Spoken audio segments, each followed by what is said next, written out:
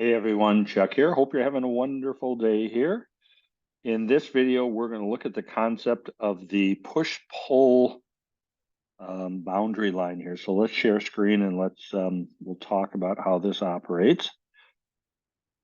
So we'll jump over to the whiteboard here and away we go.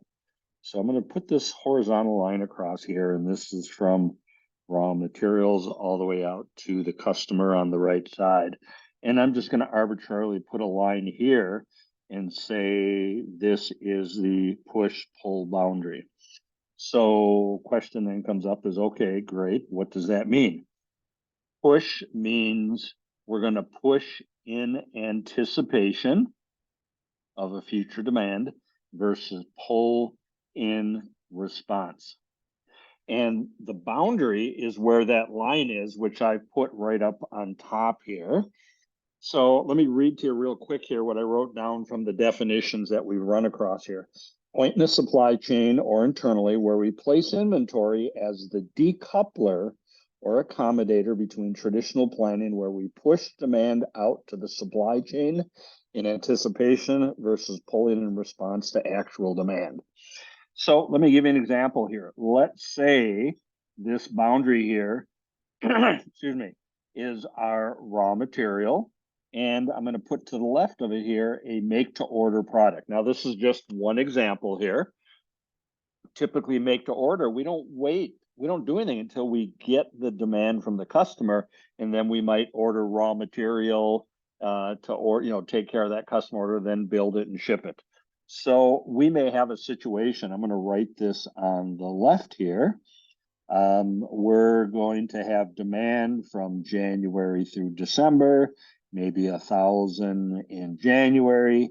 April's going to be another 5,000. August, we're going to have 3,000. September, we'll have another demand for 3,000. So very uneven, 12,000 total. And over 12 months, that's about 1,000 a month.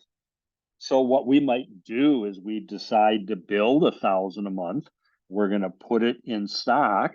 So we stock the raw material here. This would be a push on the left, a pull on the right. And in fact, normally this is what we have. And so, we would stock the material, and as the customer placed the order, we would pull the material, build and ship to the customer. Customer is going to be happy about it. Okay. Now that may not be fast enough for the customer. They want it quicker because of volatility in their demand. So we end up shifting this push-pull boundary to maybe finished goods. And so we're going to stock finished goods. We're taking some risk because we haven't got the orders. But let's say we decide to put 4,000 in stock, and we're going to build 1,000 a month. So we would push out a shop order for 1,000 a month and put it into finished goods warehouse. This would allow the customer to come in anytime they want to and pull what they want, and we're continuing to build and replenish the stock. Now, again, we could push that in response or in anticipation of the demand, which is kind of an agile and responsive type approach. Could wait till the customer pulls with a signal and then push out an order also. But the finished goods acts as that decoupler between traditional push versus a traditional pull in response type environment. And that's where the push-pull boundary is. So really one of the things we have to look at is certainly cost versus risk, as well as our lead time versus customer lead time, and what the customer is looking for to figure out where we're going to put that boundary.